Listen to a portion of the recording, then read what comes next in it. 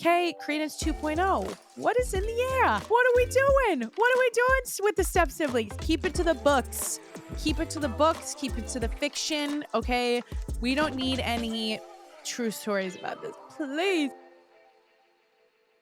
Do you want to know what I did this morning? Because apparently I woke up and chose violence against myself. Okay, I decided to walk into a dressing room in my luteal phase, like I'm a couple days from starting my period, to try on jeans with no fake tan and no makeup on. It's like a quadruple whammy. Why did I do that?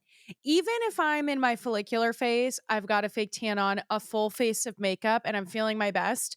A dressing room still puts me down. You would think that they would have like skinny mirrors in dressing rooms. You would think that the lighting would be better and there'd be a mirror that would make me be like, oh my God, I look way better than I actually do. So I'm going to buy these clothing. Consider me humbled. So what did I do? I came home and I did a full face of makeup for this episode. I said, you know what? There's nothing more girlhood than having a breakdown about the way that you look because a dressing room will humble you, only to come home and to feel much better after you just do a little makeup, a little cleanse. So yeah, I did a full beat for today's episode because I'm like, I'd be damned if I'm going to be humbled there and also record a video being humbled again. So here we are. And you're probably sitting there like, Soph, I don't even know why you're leaving the house if you're in your luteal phase. Totally get it. But here's the thing. I woke up early this morning and went to a 6:45 a.m. hot works class. And I sweated in that class more sweated. I sweat, whatever. Is there a past tense of sweated? I sweat so much in that class, probably more than any other class that I've taken. So I walked out of Hotworks feeling invisible. I was like, I don't think anybody can see me right now, right? I'm like, I feel like I just lost 10 pounds. No one can see me. Like, I was driving by and people were looking in my window and they were like freaking out because they're like, I don't think anybody's driving that car. Like, whoever is there is like so frail and so like, teeny tiny. No, that's how I felt. I psyched myself out. I was like, no, I'm not going to do my makeup yet. I'll wait, to put on a little makeup for the podcast. I just wanted to go when the mall opened to return some denim jeans because I'm trying out mid and low rise jeans, which I actually found a pair of low rise baggy jeans on sale on the sale rack. And actually, they looked really cute. Okay. Because I only wear high waisted. Like, if the denim's not touching my nipples, I don't want it. I wear really ultra high waisted stuff because it makes me feel safe. And if clothes make me feel safe, then I feel cute and confident. But I've been trying to figure out my body shape. I'm like, okay, I'm trying to dress to my silhouette, trying to dress to my body shape. And so many girls who have shorter torsos, but like higher, longer legs and like, higher hips, they were like mid rise or low rise. You've got to trust. So I did. And I actually, it's kind of growing on me. I'm just so used to like having denim hit at a certain place that I was like yanking the mid rises up, thinking that they were going to go up higher. It's just like a safety mechanism. It's like a coping mechanism. I don't even know, but that's what I decided to do this morning. So I just wanted to let you know that I'm feeling like super confident about myself and the way that I look, feeling really good today. But you know what is going to make me feel even better? Is the fact that we are so back with Bestie Tales. I am so excited. This is just like, I'm so excited. These stories are so good. I just kind of like skimmed over them and I'm like, I read the first like sentence and I'm like, yep, we're doing this one. So if you guys are new to Bestie Tales, this is a segment of the podcast that we have here, Bestie Chats with Soph, where you guys send in stories and I share your guys' stories. A lot of the times it's like advice, it's crazy dating stories, it's embarrassing stories, it's gym stories, like all different things. You can share anything and everything that you want. Hopefully, once we start getting like even more Bestie Tales, maybe this will re-spark some things and give you guys some ideas based off of what the besties are sharing today. Then we can start doing like themed episodes and whatnot. We did a few theme one last year and it was so fun. And we're back. And I know you're probably sitting here and you're like, oh, I'm probably going to skip this because Chooch is not here. My partner in crime for Bestie Tales is not here. And I've been saying this, for 3 months now? She'll be back. Here's the thing. She's a full-time working girl. She's got a new job and she loves it. And she's getting back on her A game right now. She's starting a health and wellness journey. Like, you guys, she's like getting her spark back, but in the process of getting her spark back. So we need to wait for it to like start to light up a little bit more before we bring her back here. So then she can really just dive into everything. Cause honestly, these past 6 months for her have been insane. But what she's been through is really relatable and relevant to just today's day and age. So she's got a new job and she's out of the house, where her old job she was working at home and had like way more flexible hours. So we were easily able to record, and now we're not. So we're going to try to pick a weekend where we can just do, I think honestly, we're just going to do a Bestie Chats episode and debrief Chooch in general and just go over that whole thing, because I know that you guys want her back. So you're only getting me today. I'm sorry. Ugh, I know it's literally horrible, but these tales are good and you guys sent in some really fun stories and I'm so excited. There is a link in the show notes where you guys, there's a tons of different links in the show notes if you guys didn't know, but check that out. One of them is a Bestie Tale submission. It's just a Google form. It's completely anonymous. I do not know who submits this unless if you decide to put your name in, and if you put your name in, let me know if I can share it or not. But all of these are anonymous. I have no idea who this is, who sent it in, when they sent it in, or anything like that. So I'm really excited, you guys. Let's get into it. Okay, the first tale goes. I just did the trauma dump candy salad TikTok trend and people went nuts over my traumatic story. So I have to share this with the class right now. When I was in college, I dated, I can't even get through it. This is not funny. When I was in college, I dated someone who was so uncomfortable being touched that I would literally sleep at the foot of his bed like a dog. I thought that when you love someone, you were supposed to suffer for them to earn your keep / earn their love. So I tried to convince myself I could be okay with never being touched or hugged or kissed. My love language is literally physical touch. Looking back, I can laugh about it, but I was so heartbroken at the time. At least it helped me go viral on TikTok, and I'm married to a woman now, so he can suck it. Oh, you know what? If anything is going to turn your gaze towards women even more than we women already have our gaze towards women, okay? It's going to be that. It's going to be sleeping at the foot of some man's bed. Yep, I would go lesbian too after that. I'd be like, I'm done. I'm done with men. I've signed, sealed, delivered. We're good moving forward. I love that for you. And also, you guys, if you have any crazy stories, like obviously share them here. Share them on TikTok if you feel comfortable. I mean, once you start sharing your life on TikTok, you start sharing your life on TikTok. People want to know more and more and more. And it's kind of fun because you create a community. Some people aren't wanting to share online because they're just like, I would rather keep my business to myself, which I totally understand. But if you have a crazy story, sit your ass down at your little beauty station, do a get ready with me, and just like, do a little heavy beat to your face, like going out makeup routine, and tell us the crazy story. It'll go viral. And guess what? You'll build a little community. Sometimes it just takes a story to go viral, but that is crazy. And I think that is a perfect trauma dump candy salad TikTok for sure. This is like so out of my comfort zone to share. I've been dating my boyfriend for over a year and we aren't doing well. We live together and he's the breadwinner, but neither of us make much money at all because we are in undergrad. We fight constantly and it's not a healthy relationship, but financially, neither one of us can afford to separate because we can't afford to move out of our apartment into our own places. I know that isn't a valid reason to stay together, but I have no familial support and wouldn't be able to move out, and neither would he. It's just a really hard situation and I feel really stuck. I'm back and forth on trying to make it work versus my dilemma of just wanting out of it. I feel awful saying this, but I have a crush on not one, but two guys. I haven't crossed any lines and I told my boyfriend about one of the guys, but I can't stop thinking about them and wanting the attention.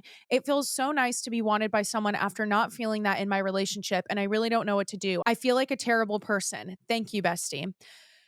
Okay, first of all, my heart goes out to you. That's a tough situation to be in. And it's tough because that's your lover, your ex-lover / current lover / whatever is going on between you two.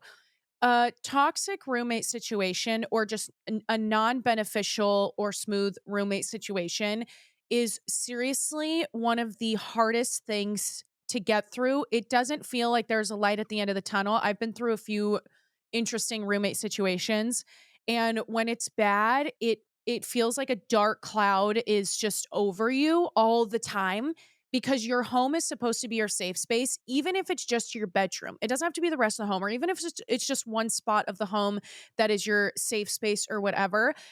You don't even feel like that's your safe space anymore because it's just like clouded by this heaviness that's in the air. So what I can tell you based off of experience of this has never happened to me specifically with living, because the only man I've lived with is Nash.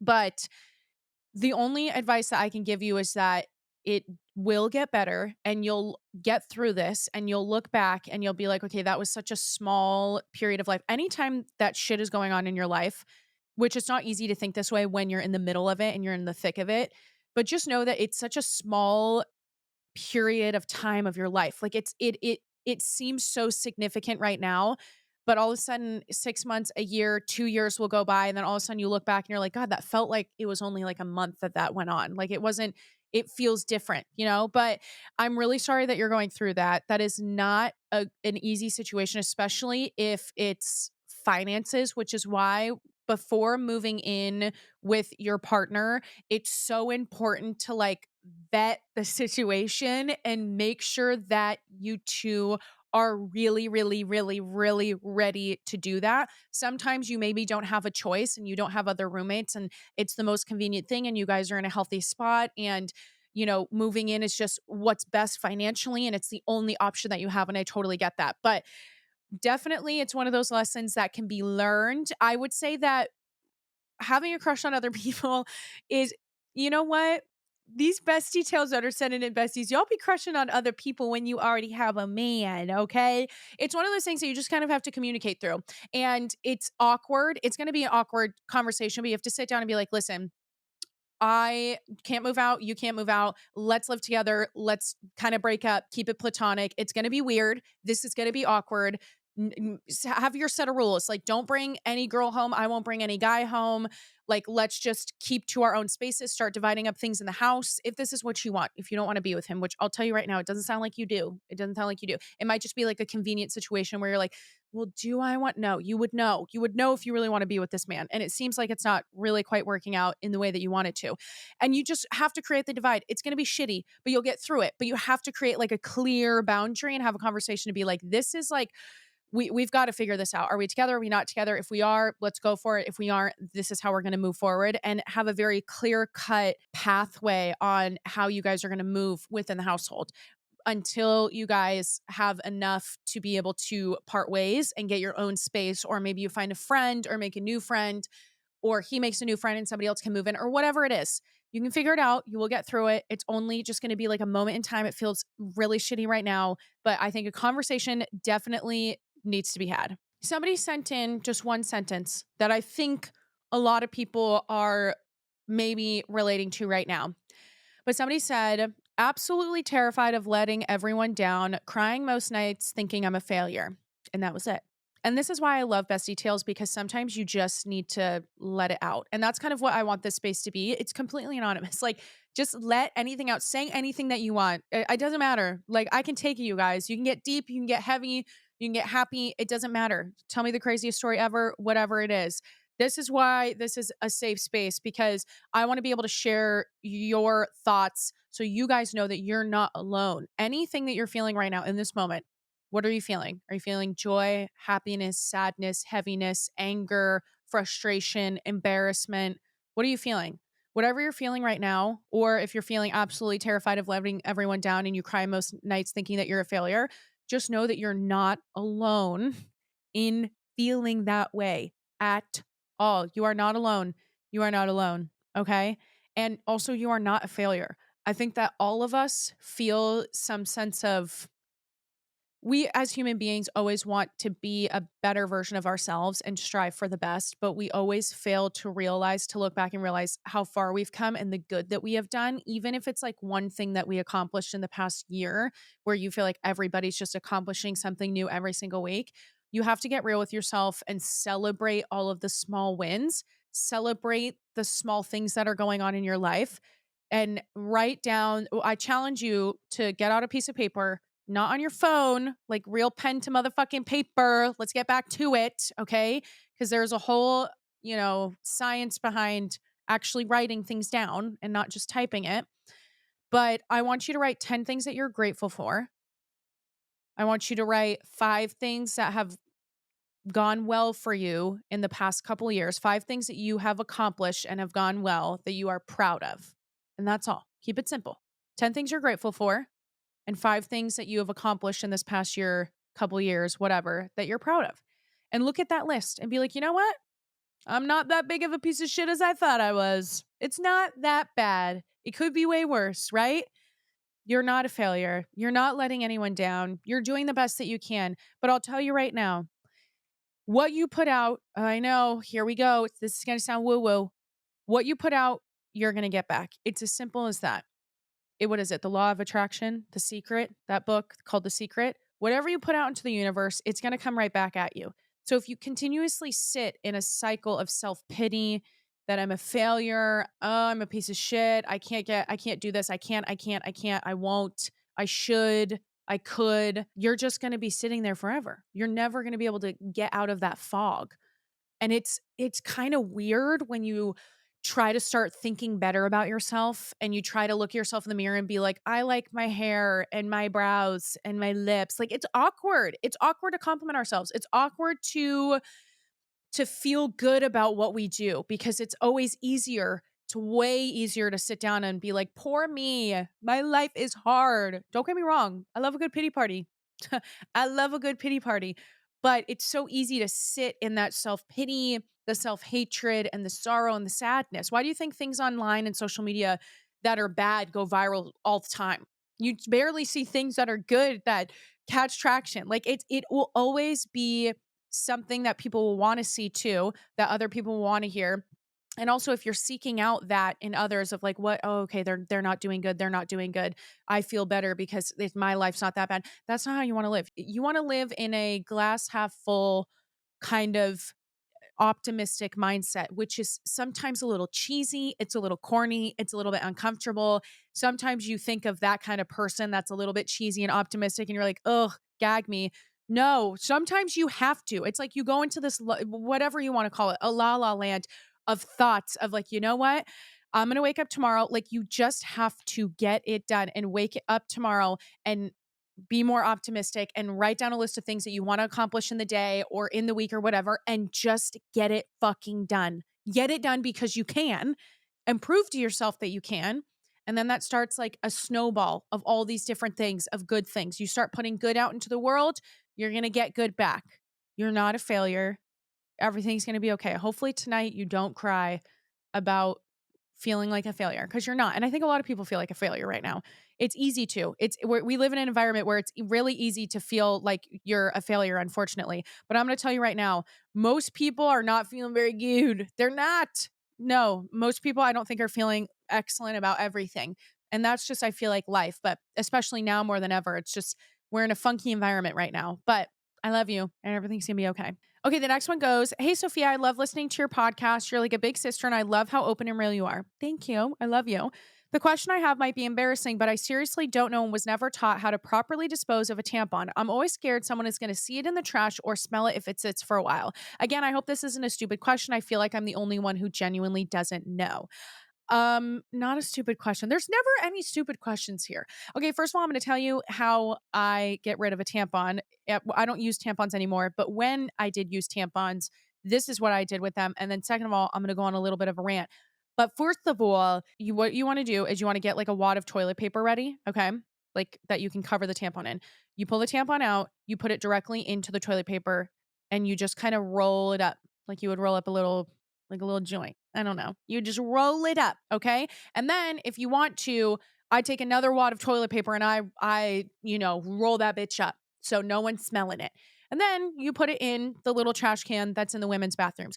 If you are flushing your tampon down the toilet, just come here. Just come here. Let's have a chat. Let's have a chat. That's insane. That's crazy.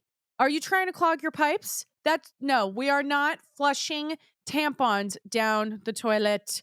We're not doing that. We're just, I don't want to think about it. Have I done it before? Yes, but we are not doing that. We dispose of it the correct way. Why do you think there's those little trash cans in the women's bathroom? And if you feel like someone's going to smell it or whatever, don't be afraid. Just make sure that it's empty. If you want to go as far as to like completely wrap it and like dispose of it in like a dumpster or whatever, you can if you want to. But that's what those little garbage cans are for. And those, I think, are cleaned out quite regularly. When I worked at a gym, I had to sometimes empty those out actually quite often in the bathroom.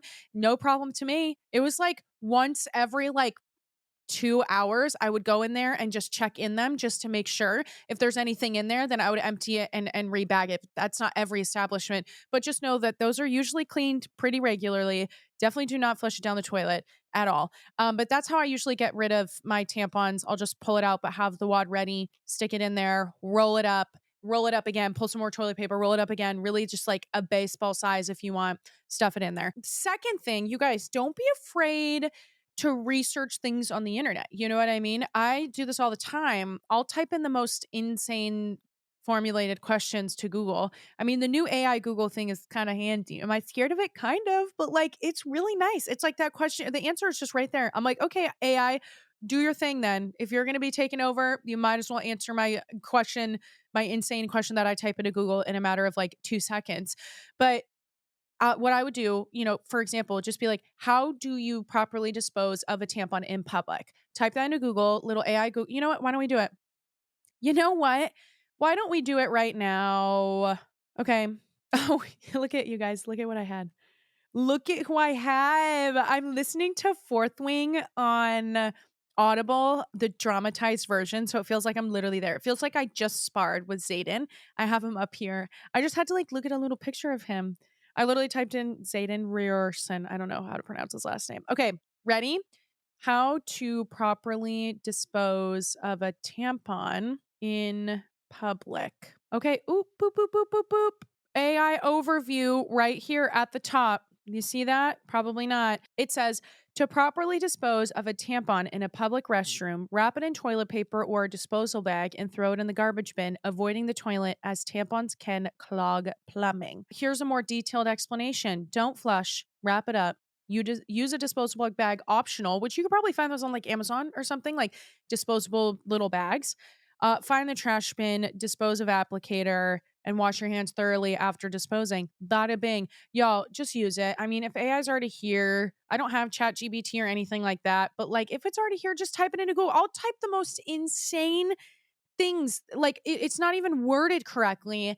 An AI overview will be like, here's your answer. I'm always asking questions, always. Like, I think we as a generation need to ask more questions. And why not look up more questions? Like, if you have a thought and you're like, I don't know, don't just sit with it and not know. Look it up and really look it up, So that goes to answer your question, hopefully.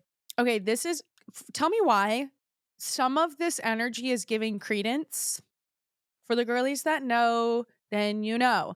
If you don't know, Credence in the last episode is the book that I was reading. Oh, and now I'm reading Fourth Wing. Okay, book update. Now I'm reading Fourth Wing. Yay. Again, rereading. I should say rereading. This isn't my first read. I DNF'd Iron Flame, which means did not finish Iron Flame because Violet was she was pissing me off.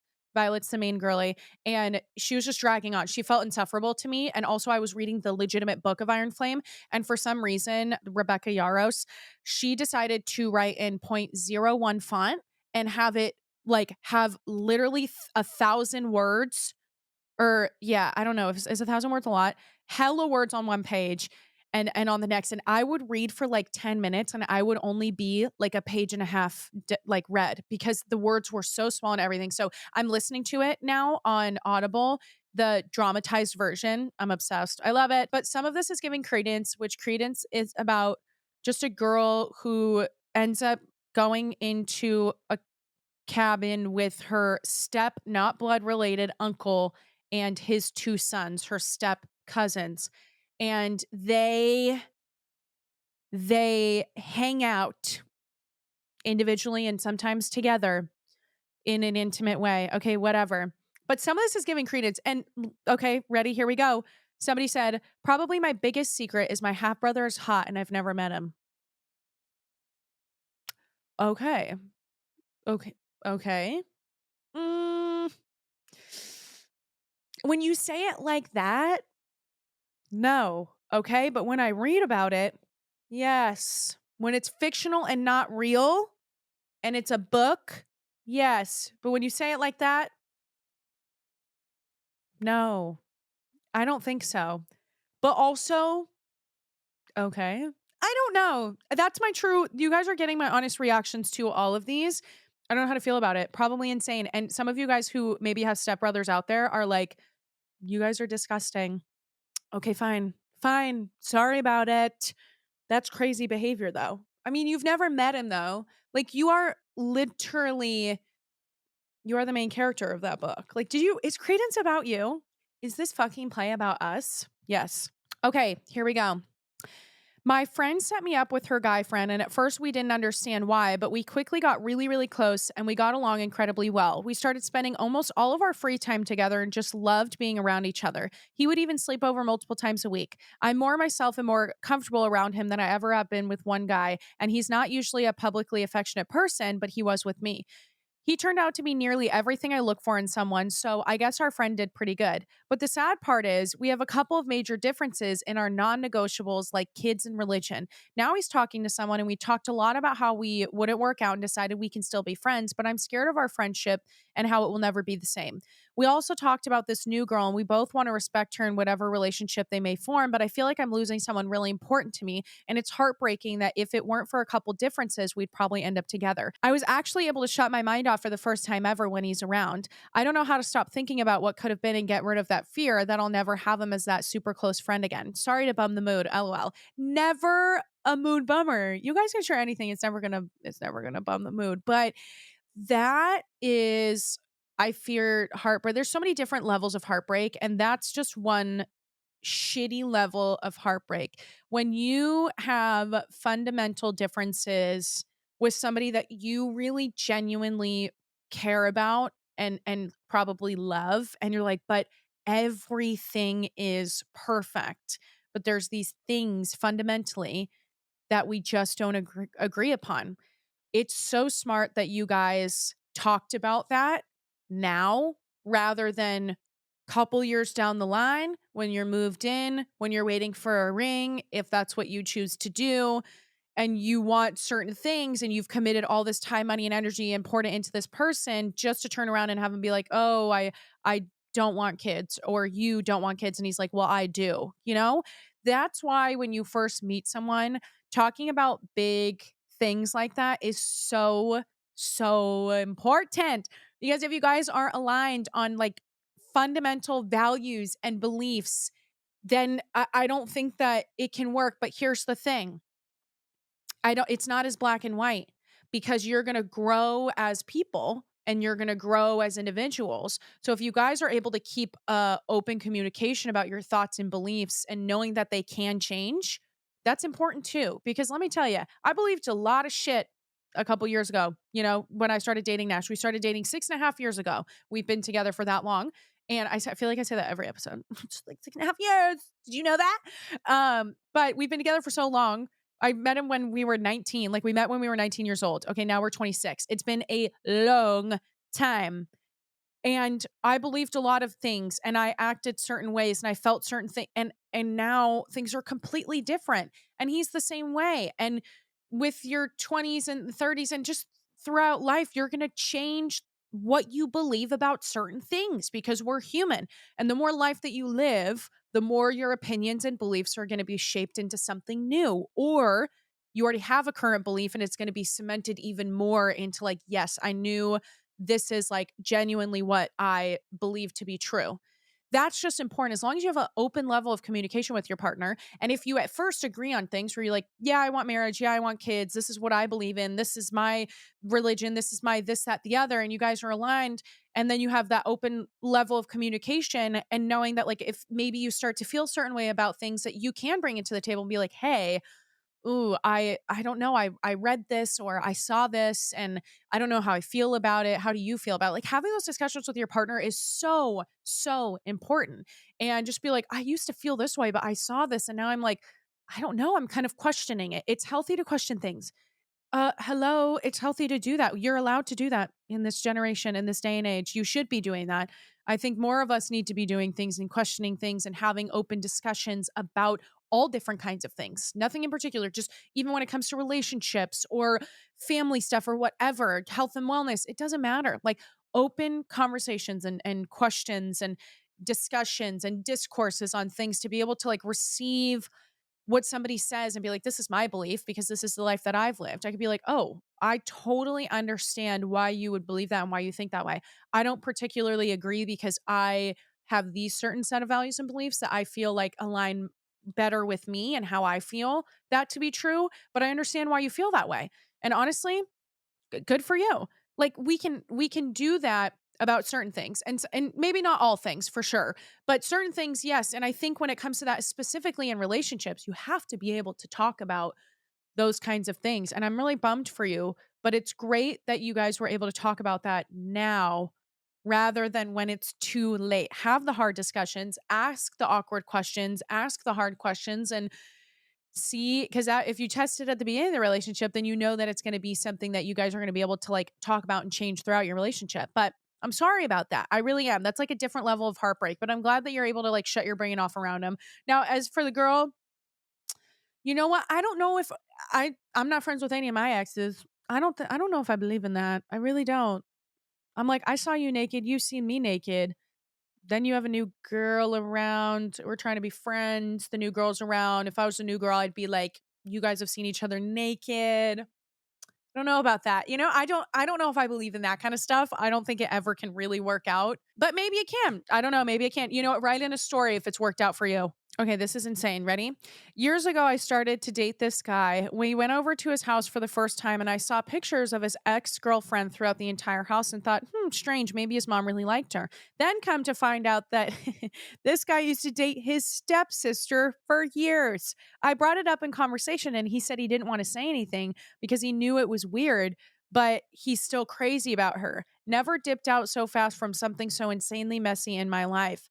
Okay, Credence 2.0. What is in the air? What are we doing? What are we doing with the step siblings? Keep it to the books. Keep it to the books. Keep it to the fiction. Okay. We don't need any true stories about this. Please. That's crazy. Now, you know what? Now, when you say it like that, it's crazy. Now I get why people, when they read Credence, they're like, you're insane for thinking that's like, cool or hot or whatever. Okay, but it's not real, but it is. I don't know. I'm torn, but I will stand behind the fact that I love Credence the first and second time. Okay, I think this is going to be our last one. Are you guys ready? Hi, I first wanted to say I love you. You're like another older sister to me and have helped me so much with self love and cycle tracking. So thank you. I love you. Okay, so now I need some advice. I've been with my boyfriend for 2.5 years and I feel like I've lost the spark. We recently went through a big rough patch because I wasn't sure what I wanted and I still feel like I don't know. He has a lot of anger issues and makes rude comments that bring me down constantly. I've opened up and expressed things that need to change, and he's trying to change, and I can tell. And I know he really does love me, and he is a great guy, but, all caps, I just don't know if I'm happy anymore. I'm only 22 and I have so much life left to live and the intimacy is not there anymore on my part. I don't want to have sex at all anymore, and that's been going on for a year. I just thought I was experiencing low libido, but all caps, I don't think that that's it anymore because girl, I am horny for my coworker. LOL. My boyfriend and I currently live together and we have 3 pets together, and I know I'm going to hurt him so badly. I just don't know what to do and would like any advice I can get. Illy, thank you. You know what? It's one of those things that it's definitely going to be a big learning lesson. This is just going to be a learning lesson. No man should ever speak to you ever. No man should ever no man should ever speak to you ever. Period. Okay, we're wrapping up. We're all done. I can't believe I just said that. But you know what? It flowed out of me so easily that I'm like, no man deserves you, girl. No man ever deserves to speak at you or even look at you. No man deserves to speak to you and put you down like that ever.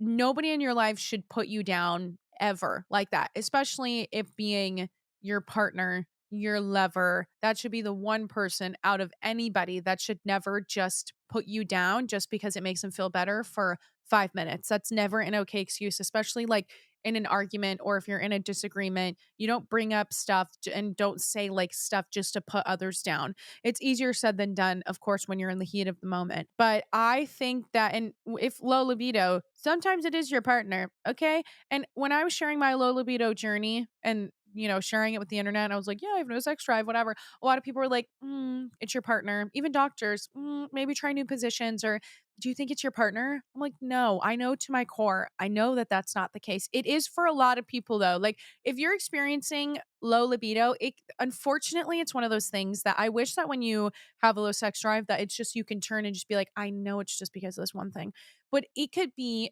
honestly, list anything that could cause low libido. Okay.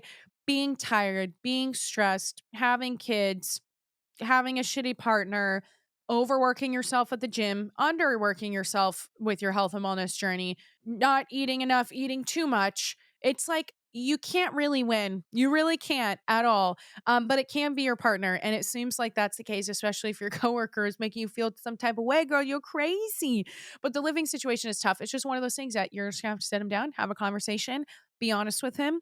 That's the only thing is always be honest. Always, always, always be honest because you don't ever want to leave that kind of situation not getting everything out that you wanted to. It's going to be shitty for them to hear. They may not react in a way that's the nicest ever and try to put you down and say all this stuff.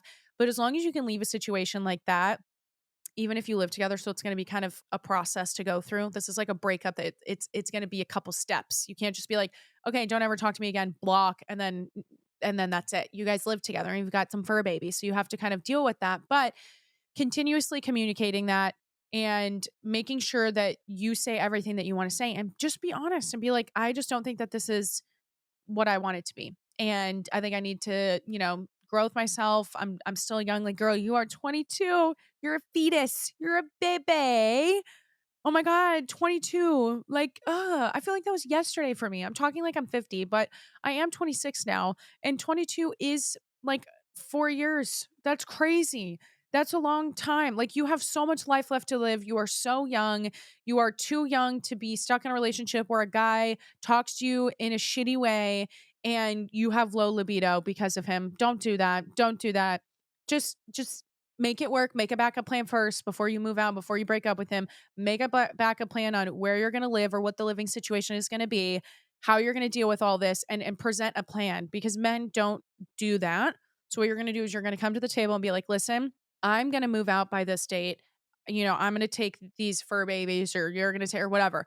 Lay out the plan. Be like, at this time, this is what's going to happen. Love you so much. Goodbye. Like, come with a plan at least and have a backup plan. Don't just like break up with someone that you live with and then not have a plan on what you're going to do next. Because if you present the plan, then they can start thinking about, okay, like, okay, this is it. This is done. It's really happening. There's no saving this. We're going to move on. She's moving out at this date, or I'm being kicked out at this date, or whatever it is. But I'm sorry, you're too young to be going through that. You're too young. Oh, you guys, all of my early 20-year-olds out there, buckle up, sis. Your 20s are crazy. And I'm just barely halfway through it. And I feel like, the water when you're like underwater and you're like, oh, that's like every 5 seconds is like a little breath because I'm like, holy shit.